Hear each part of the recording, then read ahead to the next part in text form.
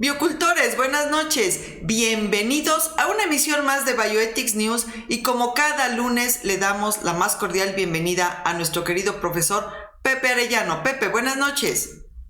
¿Qué tal? Muy buenas noches a todas, a todos. Un privilegio, como siempre lo he sostenido, y de privilegio en privilegio hoy tenemos una gran invitada que nos hará reflexionar sobre estos importantes temas en el campo de la bioética, doctora Netza.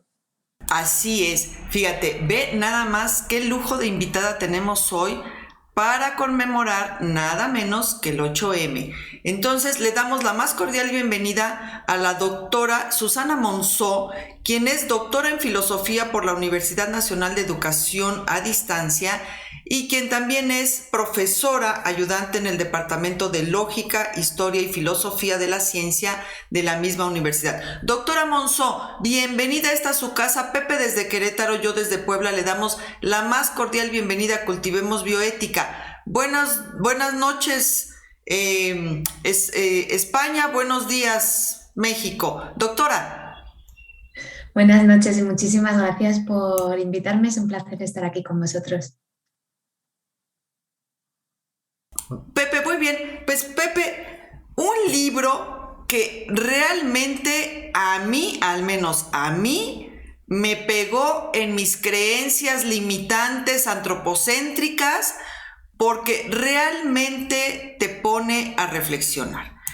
La zarigüeya de Schrödinger, espero estarlo pronunciando bien, donde la doctora plantea una serie de tesis que me gustaría ahorita que ella nos comentara más ampliamente y que de verdad pone el punto sobre varias IES que ahorita vamos a ir platicando. Doctora, yo quisiera comenzar con una pregunta que seguramente ya se la hicieron hasta la saciedad, pero nuestra audiencia seguramente es un tema que pues desgraciadamente no se atiende tan seguido como uno quisiera y que me gustaría comenzar por ahí. ¿Es posible que los animales no humanos tengan mente? Y en este sentido, ¿qué debemos entender por mente? Porque incluso ahí, cuando nosotros decimos mente, inmediatamente nos viene la acepción humana. O sea, realmente es difícil desprenderse de este antropocentrismo, de estas concepciones humanas y evitar reflejarlas, proyectarlas en otro mundo que no sea el humano. Entonces, me gustaría comenzar con este planteamiento de qué tenemos que entender por mente, pero desde el punto de vista no antropocéntrico, y si es posible que los animales humanos tengan mente. Doctora. Bueno, pues sí, efectivamente es una pregunta un poco clave, ¿no? Y de hecho yo la trato un poco en el segundo capítulo del libro porque, bueno, me parece que va a haber siempre lectores que de entrada sean escépticos y el libro habla más concretamente de el concepto de la muerte en los animales y eso presupone de alguna manera que tienen conceptos, que tienen mente, entonces era importante tratar eso de entrada. Y, y bueno, claro, muchas veces se ha planteado esta idea de que sin lenguaje no hay mente, ¿no? Y, por ejemplo, lo vemos en Descartes, que decía que solamente el ser humano tiene mente, solamente el ser humano tiene alma, solamente el ser humano siente dolor y experimenta emociones, porque todo esto es dependiente del lenguaje. Y entonces, claro, cuando hablamos de la mente de los animales, siempre y cuando presupongamos que son animales no lingüísticos, pues tenemos que pensar en formas de pensar que no sean dependientes del lenguaje. Y aunque eso nos puede parecer de entrada difícil, hay que decir que a poco que reflexionemos podemos enseguida darnos cuenta de que hay maneras de pensar que no están mediadas por el lenguaje, ¿no? Pues hay gente, por ejemplo, que piensa en imágenes, hay gente que tiene una forma de pensar que es muy visual y podemos imaginarnos que en algunos animales se da un pensamiento en forma de imágenes. Pero incluso para aquellos de nosotros que pensamos mucho con el lenguaje, hay que pensar también que hay veces que tenemos ideas que aún no las hemos puesto en palabras y sin embargo las tenemos muy claramente en la cabeza, ¿no? No sé si habéis tenido alguna vez la experiencia de querer decir algo, pero no encontrar las palabras adecuadas para decirlo, pero tienes muy claro lo que quieres decir. Incluso podemos decir, lo tengo en la punta de la lengua o hay veces que lo estás intentando verbalizar, pero no encuentras la manera y sin embargo la idea está muy clara. O sea que claramente ahí hay algo que precede al lenguaje de alguna manera. Y bueno, no sabemos muy bien cómo será la mente de los animales, pero lo cierto es que hay comportamientos que no podemos explicar sin postular procesos cognitivos en la mente de los animales.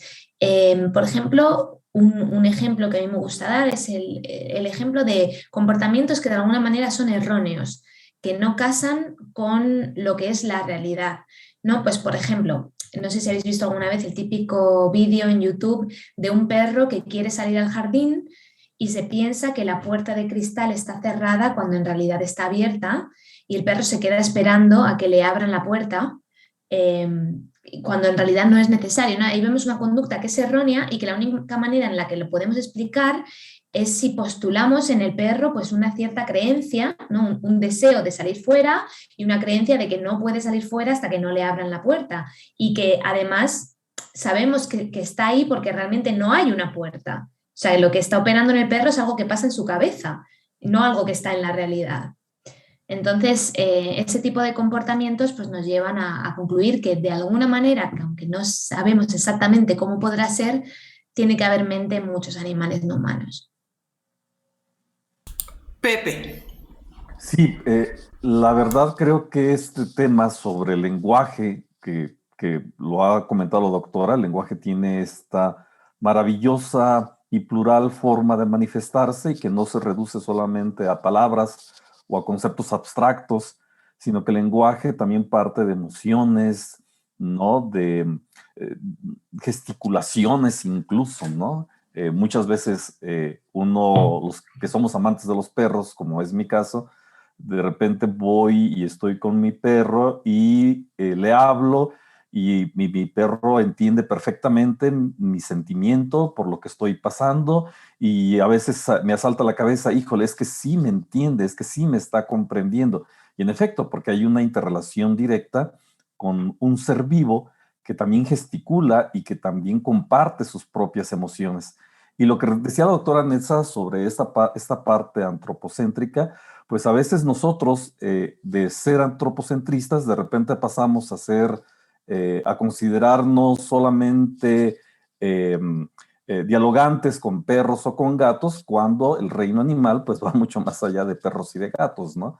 Observando y viendo un poco, analizando este libro que a mí no me ha llegado, que ya le reclamé a la doctora Nessa porque ella sí lo tiene y yo no, entonces me tuve que clavar en el navegador y me encontré una serie de reseñas maravillosas y me topé con una en específico que en cuanto vi la imagen, en cuanto vi la fotografía, me impactó, que es la imagen de un chimpancé, una chimpancé, creo que se llama Dorothy, que la van cargando, ¿no? Sus cuidadores, porque después de 8 años de haber convivido en esta reserva de chimpancés fallece. Y lo impresionante de la foto es que atrás están todos sus compañeros en fila observándola con un respeto, con un silencio pasmoso, ¿no? Y es allí donde empieza justamente este maravilloso texto que usted nos presenta sobre la posibilidad o esa parte que no hemos descubierto sobre que va más allá de que un perro o un gato tenga ganas de ir al baño, te pida cosas o te traiga un juguete, sino estamos hablando ya de emociones mucho más fuertes, que es el duelo.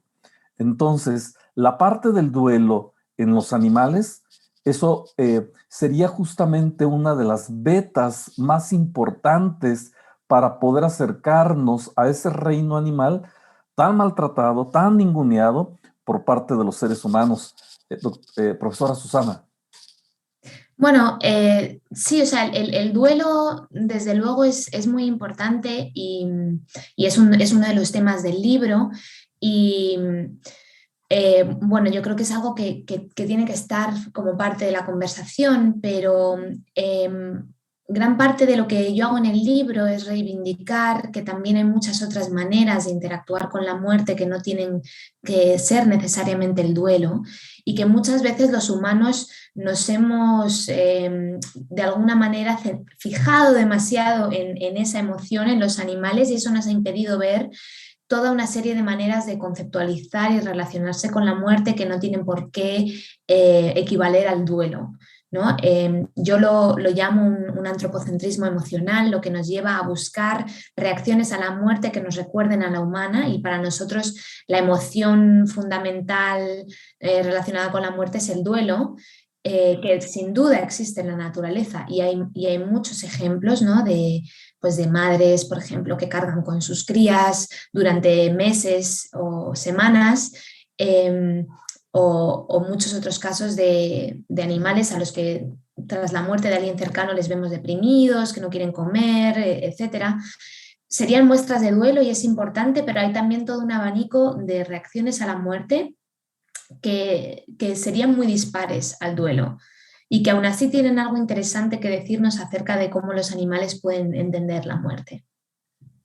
Muy bien. Hay otro punto neural en esta obra. Biocultores, la zarigüeya de Schrödinger, de Plaza y Valdés, por la doctora Susana Monzó. Aquí mi dislexia me está haciendo sufrir. Hay otro punto neural que es la tanatología comparada, donde usted centra toda una tesis de cómo ir descubriendo esta parte de si los animales tienen o no una concepción de la muerte y que a su vez vuelva a plantear una distancia justo de este antropocentrismo de siempre querer equiparar lo que nos pasa a nosotros con lo que pasa en el mundo animal. Y entonces ahí es donde empieza el hilo más fino de esta obra para poder establecer si realmente existe un concepto de la muerte en el mundo animal y que a todas luces podemos separar de el sesgo natural o casi inevitable que implica el antropocentrismo. Doctora Monzó.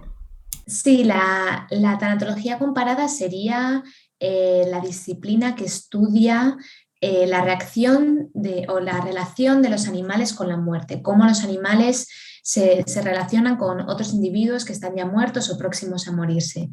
En ese sentido sería como una rama de la tanatología que tradicionalmente se ha ocupado de la relación humana con la muerte, ¿no? La tanatología comparada pues busca extender ese interés a todas las demás especies.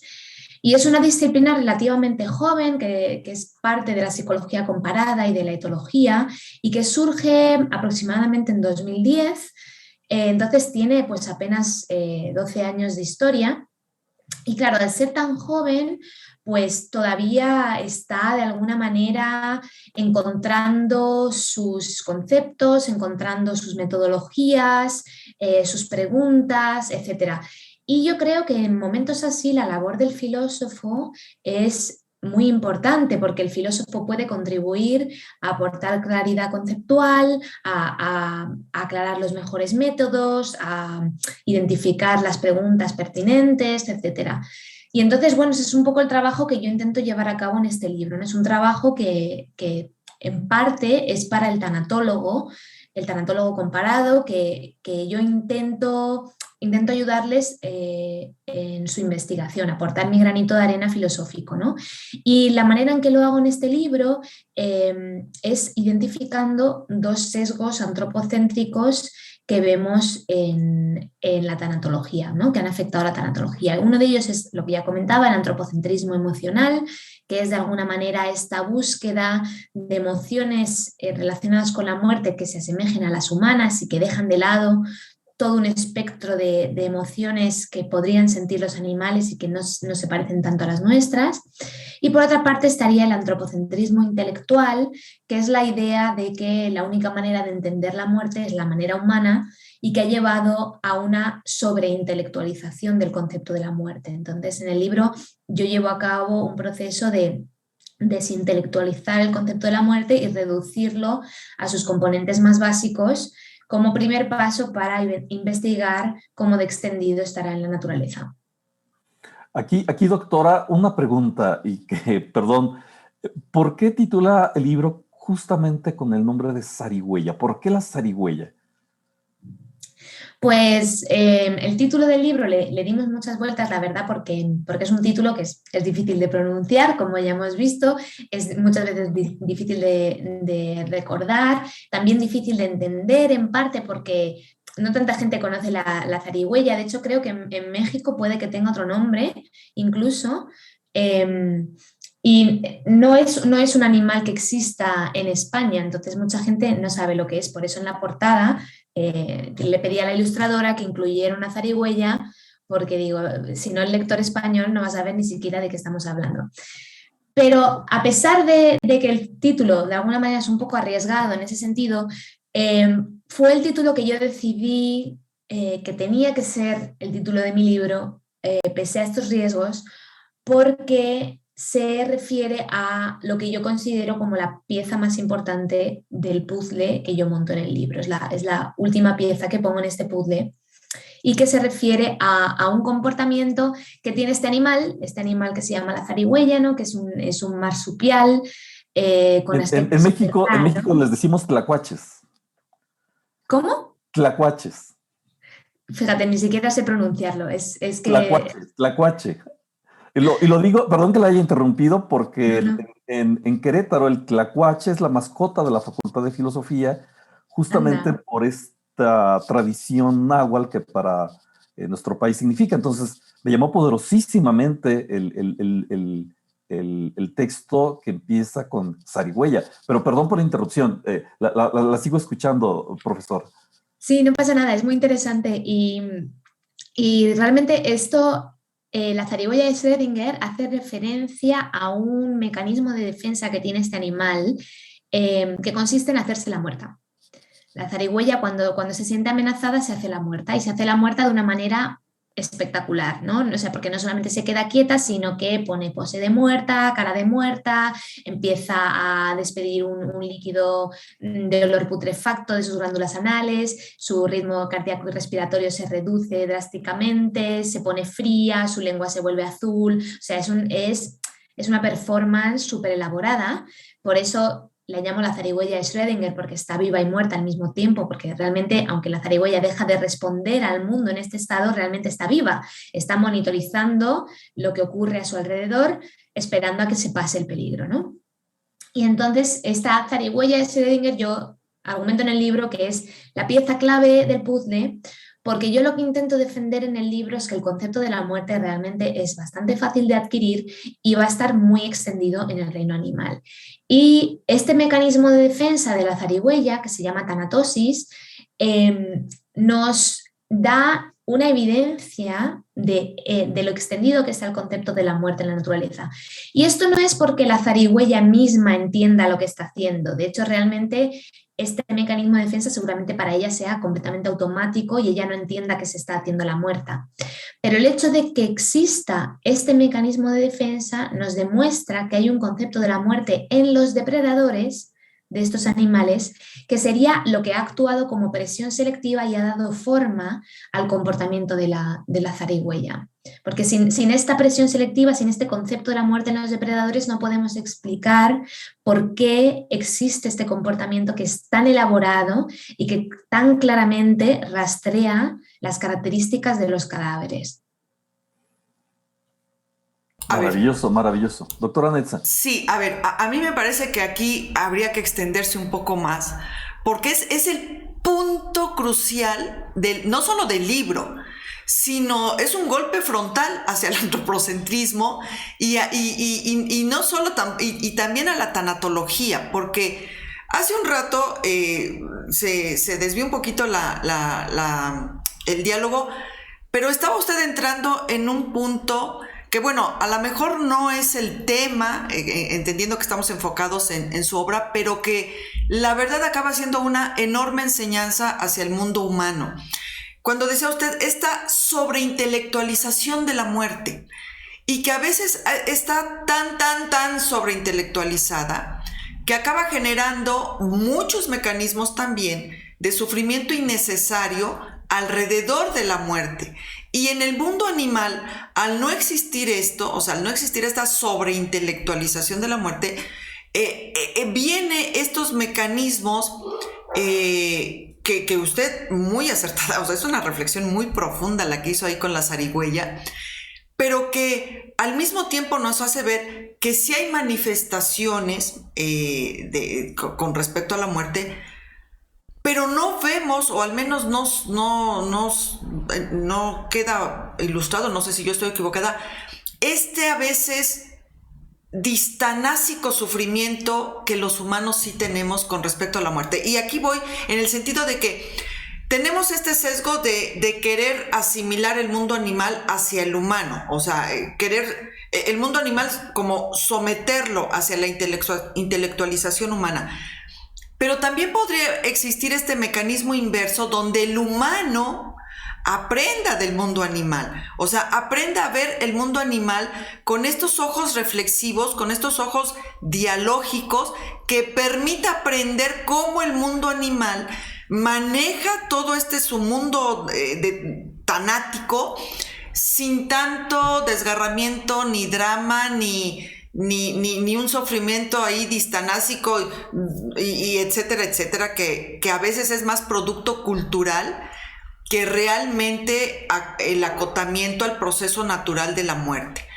En el mundo humano hemos instrumentado el proceso de muerte, o sea, lo hemos rodeado de demasiados artificios médicos, culturales, intelectuales, etcétera, que está tan instrumentalizado que muchas veces provocamos las dos cosas más indeseables en un proceso de muerte. Uno es prolongar la agonía de forma innecesaria, evitar que el proceso natural siga su curso para que la persona fallezca de la forma más natural y fluida posible. Y dos, rodearlo de demasiado drama, o sea, demasiado drama alrededor de un proceso de muerte. Entonces, o sea, como una tanatología comparada inversa, es decir, nosotros los humanos aprender del mundo animal y de cómo los procesos de muerte deben ser más naturales, deben ser más fluidos y exentos de tanto drama que nosotros le hemos puesto culturalmente. Y en ese sentido, de verdad, biocultores, de verdad, bueno, ustedes me conocen, entonces saben que cuando recomiendo algo es porque de verdad vale la pena. Y a mí me parece que esta obra que la doctora Susana Monzó nos hizo el favor de construir es a la inversa, o sea, es una enorme lección del mundo animal hacia nosotros, de cómo debemos de construir nuestro propio constructo tanatológico, que de pronto estos dos elementos, esta excesiva intelectualización y este excesivo drama cultural alrededor de los procesos de muerte, nos está llevando hacia un resultado ciertamente cruento de pronto en cuanto a cómo debemos manejar nuestra propia tanatología. Entonces, aquí yo veo un mecanismo inverso. El mundo animal dándonos una lección de cómo asimilar esto. En el libro, doctora Monzó, usted ilustra de forma muy gráfica, muy extraordinaria, muy espléndido, cómo diversos animales, diversos grupos, atienden justo estos procesos de muerte en sus fallecidos. Si nos pudiera hablar algo al respecto, por favor. Bueno, te agradezco la reflexión que has hecho porque realmente es un poco donde dejo yo el debate, ¿no? Donde dejo yo la reflexión en el último capítulo, pero donde me gustaría que de alguna manera se retomase, ¿no? Porque dejo algunas, digamos, de alguna manera como que me oriento un poco el debate en esa dirección, ¿no? Porque creo que tienes toda la razón que tenemos una relación muy problemática con la muerte, que de alguna manera es paradójica, porque somos el animal que mejor entiende la muerte y somos el animal que peor lleva su mortalidad. O sea, realmente hay por ejemplo, hay toda una disciplina en psicología que se llama Terror Management Theory, no sé cómo se dice en español, pero es una disciplina que se dedica a ver de qué manera el ser humano lidia con el horror que nos produce nuestra propia mortalidad y qué mecanismos tenemos para de alguna manera olvidarnos de que somos mortales y lidiar mejor con eso.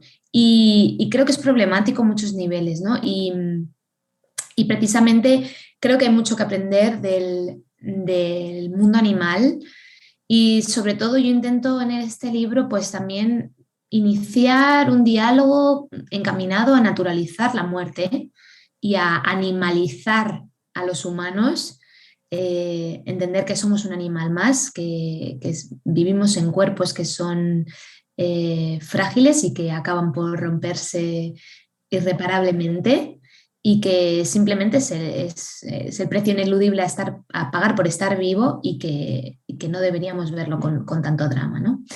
Y bueno, pues yo creo que ver a los animales nos puede ayudar en este sentido porque la muerte está por todas partes en la naturaleza, ¿no? Y es mucho más, está mucho más presente de lo que está en el caso nuestro, porque nosotros lo que hacemos es que escondemos la muerte, ¿no? La apartamos de nuestra vista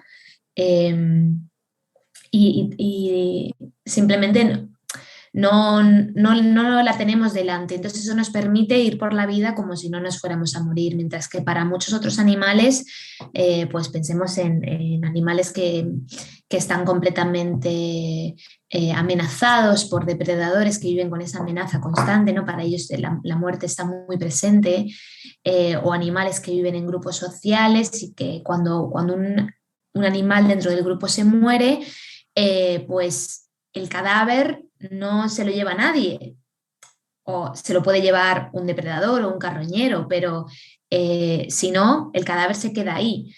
Y la muerte de alguna manera se vuelve algo mucho más tangible, algo que se puede oler, algo que está presente, ¿no? No es algo abstracto como en nuestro caso. Y bueno, pues creo que hay algo de enseñanza ahí para nosotros y que quizá nos pueda ayudar a lidiar mejor con nuestra propia mortalidad. Pepe, Sí, me quedé absorto por lo que estoy escuchando y que además me revoluciona y que me mueve mucho de las estructuras porque el duelo animal no solamente es un duelo de animal con otros animales de su misma especie, sino que también tenemos el duelo de los animales con los seres humanos, que como has comentado bien, pues también somos animales, ¿no? Es decir, hay una comprensión de la muerte y una forma de asumir la muerte del animal mismo sobre su propia vida, pero también del animal sobre otros miembros de su propia especie, pero también sobre otros miembros de otras especies, ¿no? Entonces es un panorama mucho más complejo que nos puede dar vista y que los propios comentarios que hemos estado realizando, pues nos lleva justamente a esa gran paradoja de los seres humanos, que somos los que más comprendemos la muerte y somos los que peor la tratamos, ¿no? Incurrimos incluso en prácticas que se denominan como encarnizamiento, ¿no?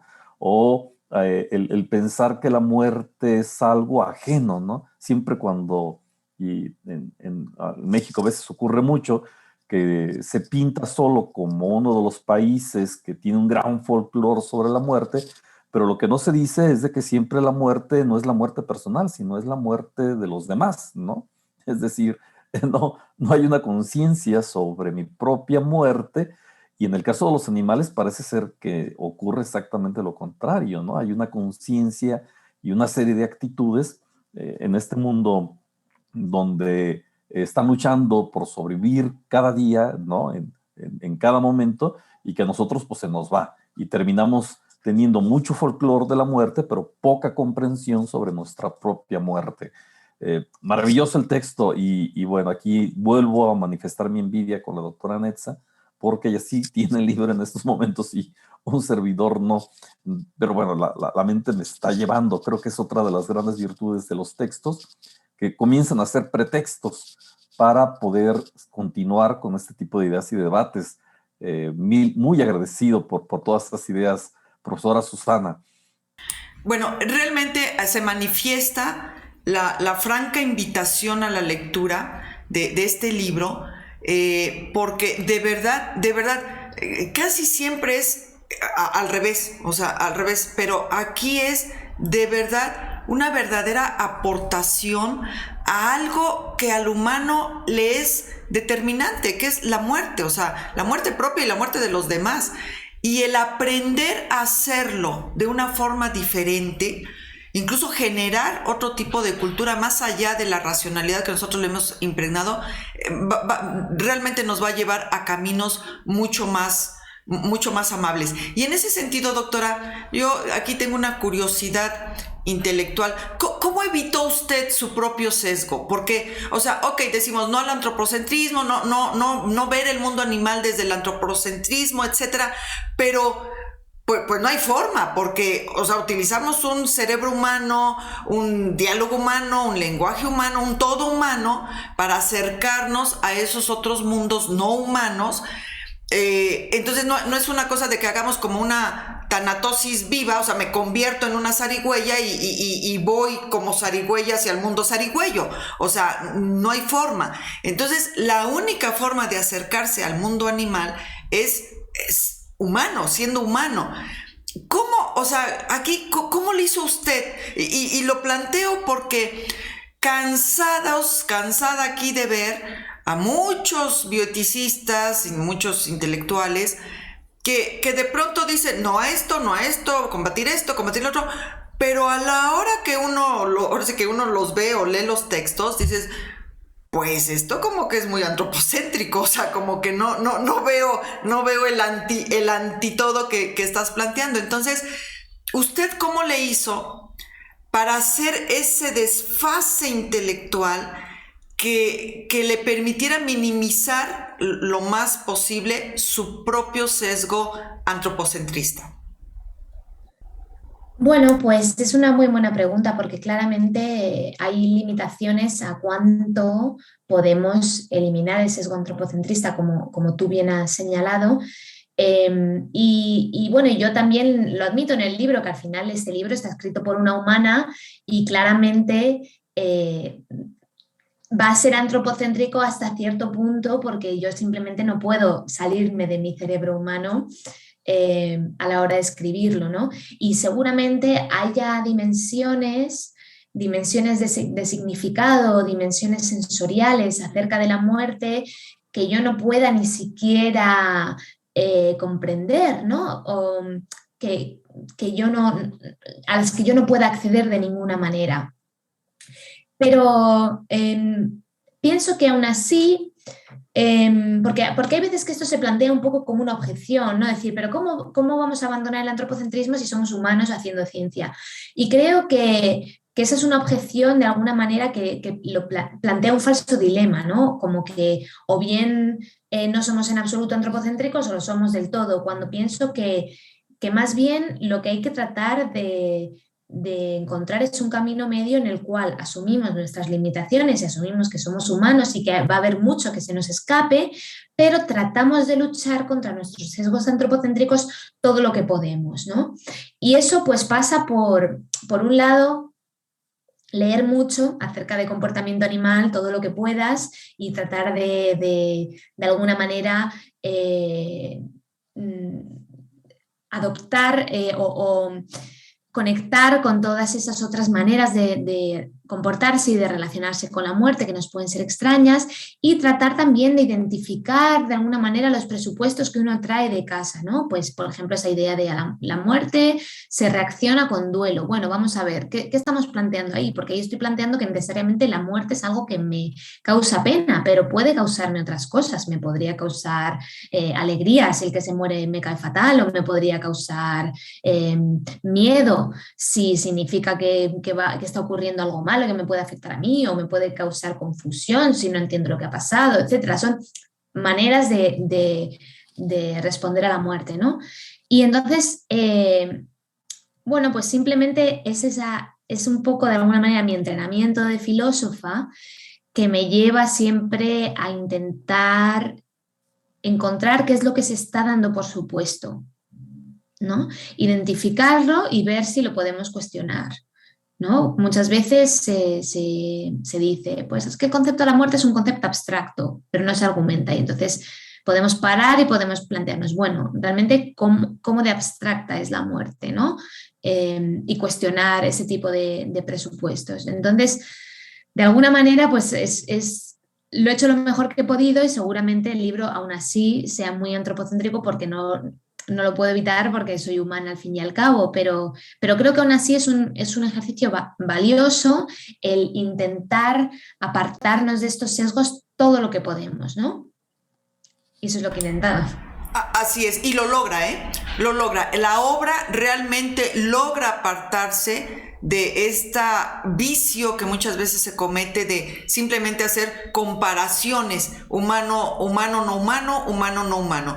Se aparta por completo y realmente nos logra sumergir. Llega un momento en que uno pareciera que está ahí adentro del mundo animal, viviendo y viendo todas estas experiencias, y sobre todo la famosa tanatosis de la zarigüeya. Usted no lo sabe, doctora Monzó, pero la zarigüeya aquí en México es un animal mítico, era un mensajero de los dioses y es uno de los tótems más poderosos que existe en el mundo indigenista. Entonces, cualquiera que naciera bajo el signo de la zarigüeya, vamos a usar el mismo nombre, aunque aquí tiene otro nombre, pero era una persona protegida por los dioses, por lo que la zarigüeya en México es un nahual de los más fuertes que puede proteger a persona alguna. Ser una zarigüeya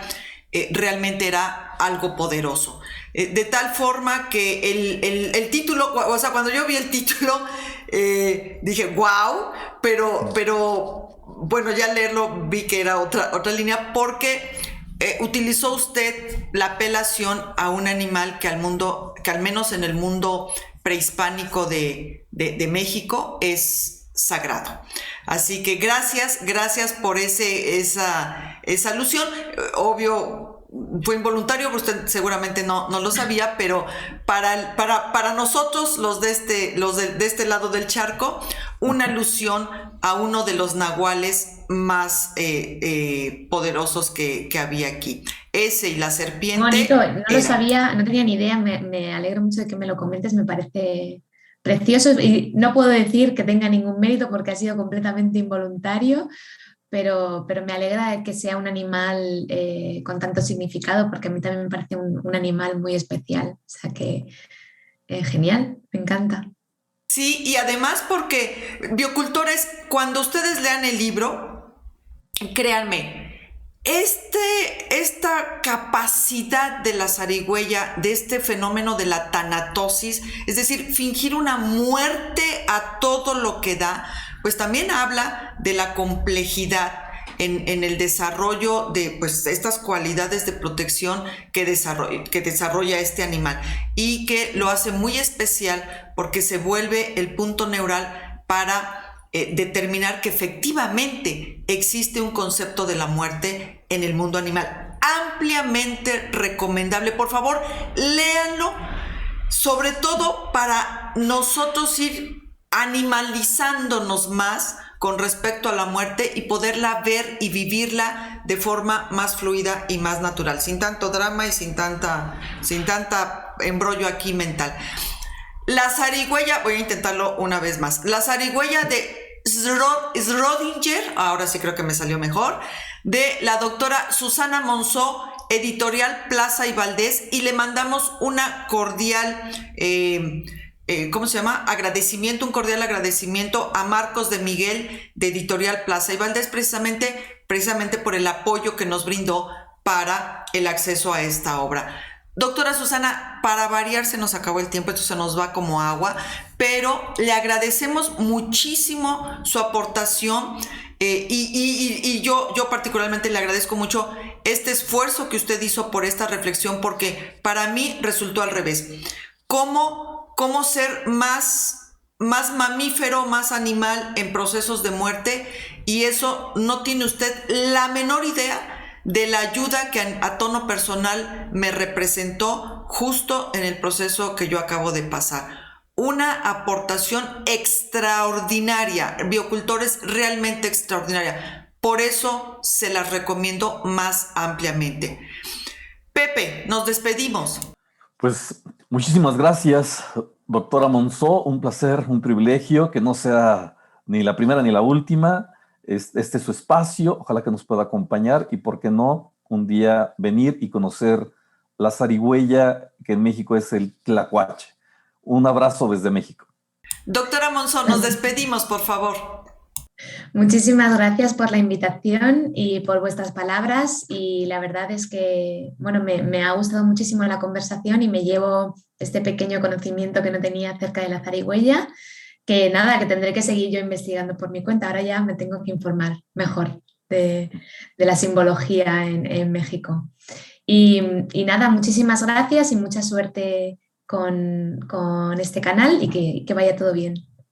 Muchísimas gracias. Pues Pepe, nos despedimos y hacemos una mención especial por el día de mañana, 8M, Día Internacional de la Mujer, y qué mejor forma de festejarlo con la presencia de una extraordinaria mujer inteligente, creativa, que ahí también en esta obra nos narra ciertas experiencias de infancia y que vemos como una niña con una inquietud intelectual, a la larga, a la postre, se convierte en una mujer creativa, inteligente, libre y que realmente aporta al mundo. Pepe, 8M, un día que debemos recordar siempre, y a tono personal, a tono muy, muy personal, hay una mención a una mujer libre, inteligente, creativa y que recientemente decidió partir. Y nosotros la despedimos justo así, con alegría, con la confianza de saber que la volveremos a ver. Hasta la próxima, mamá. Gracias. Pepe. Porque las noticias en Bioética merecen ser reflexionadas y porque la parte de la mujer y mi solidaridad, mi abrazo y mi cariño, doctora Netza, porque sin usted este programa no sería posible. Felicidades.